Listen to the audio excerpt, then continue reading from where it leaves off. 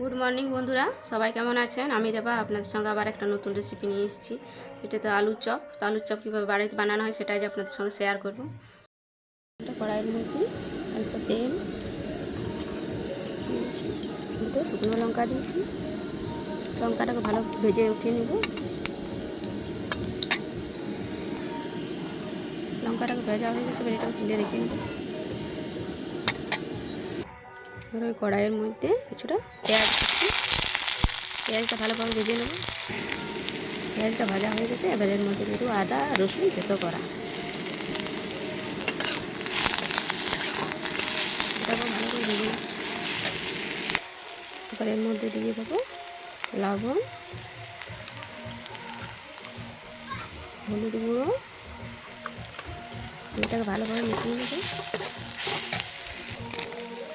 তারপর এর মধ্যে দিয়ে দেবো অল্প লঙ্কার গুঁড়ো,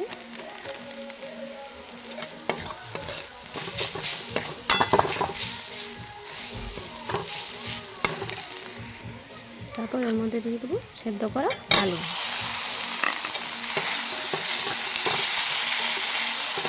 ভালোভাবে মিশিয়ে নেব। এরপর এর মধ্যে দিয়ে দেবো যে ভেজে রেখেছিলাম লঙ্কাগুলো, এভাবে গুঁড়ো করে দিয়ে দেবো।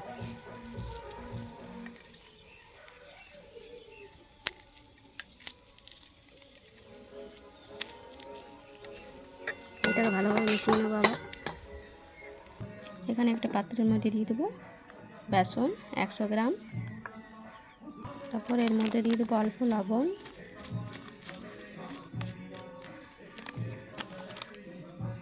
তারপর এর মধ্যে দিয়ে দেবো একটু সোডা। এটা মিশিয়ে নেব ভালোভাবে। এবার এর মধ্যে অল্প অল্প জল দিয়ে একটা ব্যাটার তৈরি করব।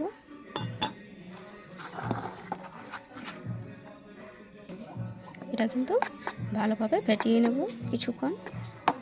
এভাবে এটা কিন্তু ভালোভাবে ফেটানো হয়ে গেছে, এই দেখুন।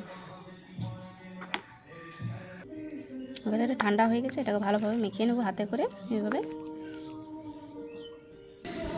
এই দেখুন, মাখার পরে এভাবে একটা গোল গোল গোল শেপ দিয়ে দিয়েছি, চপের শেপ।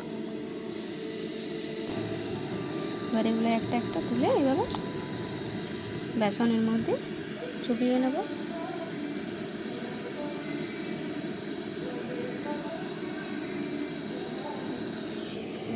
তেলের মধ্যে দিয়ে দেব।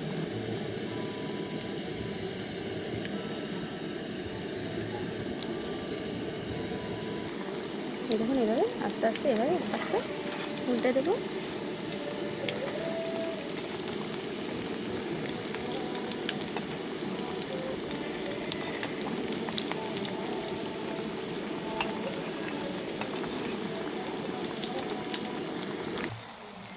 দেখুন এগুলো হয়ে গেছে, এবার এগুলোকে ছেঁকে তুলে দেবো।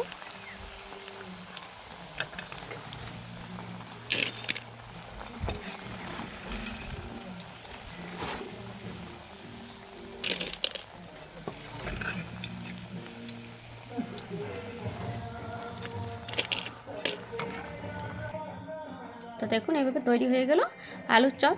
তো এভাবে বাড়িতে বানিয়ে খাবেন। ভালো লাগলে অবশ্যই একটা পেজটিকে ফলো করবেন।